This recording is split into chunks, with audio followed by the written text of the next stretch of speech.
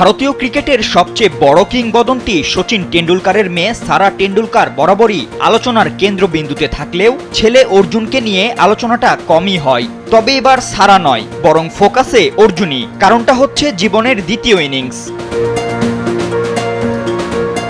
বাবা ভারতের ক্রিকেট ঈশ্বর, 22 গজে মাতিয়েছেন বিশ্বকে।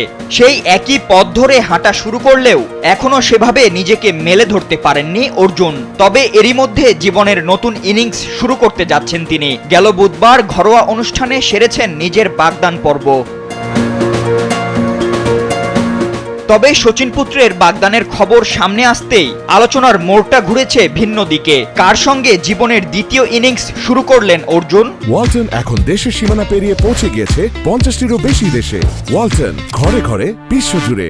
মূলত মুম্বাইয়ের পরিচিত ব্যবসায়ী রবি ঘাইয়ের নাতনি সানিয়া চন্দককে জীবনসঙ্গী হিসেবে বেছে নিয়েছেন সচিন পুত্র।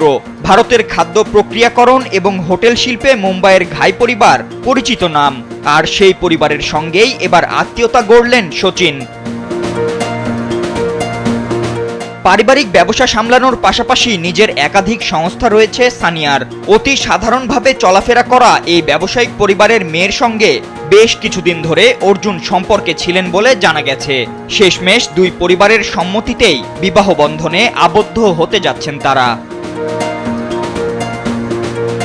ফাতিন ইশরাক, কালবেলা।